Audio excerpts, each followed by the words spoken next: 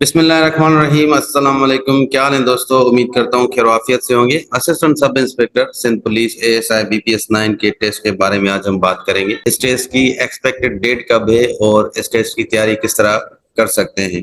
कुछ important assess के बारे में भी इस वीडियो में हम बात करेंगे। अगर आप हमारे चैनल पे न्यू हैं, स्मार्ट स्टडीज दानिश अली को जरूर सब्सक्राइब करें और अपने फ्रेंड्स तक भी शेयर करें। तो दोस्तों, जैसा कि एक्सपेक्टेड डेट की आप अक्सर सवाल पूछ रहे हैं कि एक्सपेक्टेड डेट कब है एएसआई की टेस्ट का। लास्ट मंथ ही इसके फिजिकल टेस्ट हो चुके हैं।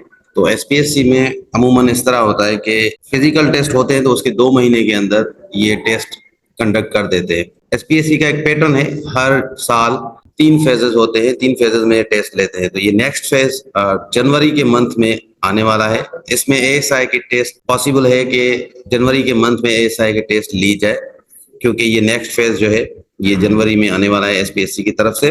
तो जो आप सवाल पूछ रहे थे बार बार एएसआई की टेस्ट की एक्सपेक्टेड डेट, ये पॉसिबल है कि जनवरी के मंथ में इंशाल्लाह एएसआई की टेस्ट हो जाए। अब इस टेस्ट की तैयारी किस तरह करनी है? अगर जनवरी के मंथ में टेस्ट होता है तो आपके पास तकरीबन 2 से ढाई मंथ है, और इन 2 से ढाई मंथ में इस टेस्ट की तैयारी किस तरह की जाए।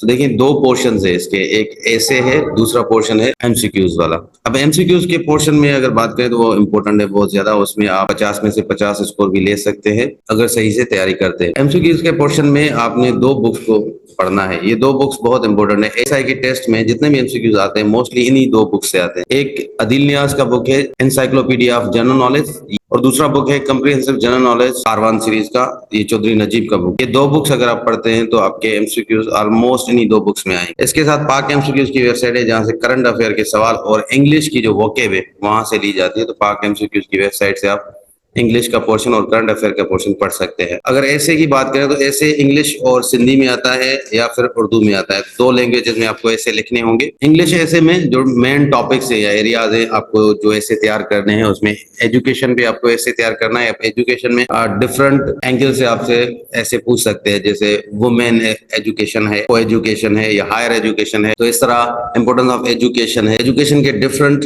तरह से ऐसे आ सकते हैं। इसी तरह सोशल मीडिया के बारे में ऐसे आ सकता है, टेक्नोलॉजी के बारे में ऐसे आ सकता है, इकोनॉमी ह्यूमन राइट्स के एसेस आ सकते हैं, सीपेक के बारे में, climate change and global warming के एसेस भी आते हैं, एंड कोटेशन का 1-2 ऐसे भी आता है इंग्लिश के पोर्शन में, इंग्लिश एसेस में। इसी तरह अगर सिंधी और उर्दू के एसेस की बात करें तो उसमें लैंग्वेज का हमेशा एक ऐसे आता है। लैंग्वेज का डिफरेंट तरह से पूछा जाता है कि मादरी जबान या फिर मदर लैंग्वेज है, नेशनल लैंग्वेज। और इसी तरह सिंधी और उर्दू का लिटरेचर, सिंधी अदब, तारीख पे भी ऐसे आता है। चालती पे भी आप 1-2 ऐसे बना सकते हैं। ये सिंधी में ऐसे हैं, उसके साथ ये ही जो इंग्लिश के ऐसे हैं इन्हीं में से भी टॉपिक आते हैं सिंधी या फिर उर्दू लैंग्वेज में। तो आप इन टॉपिक्स पे ऐसे की तैयारी कर सकते हैं।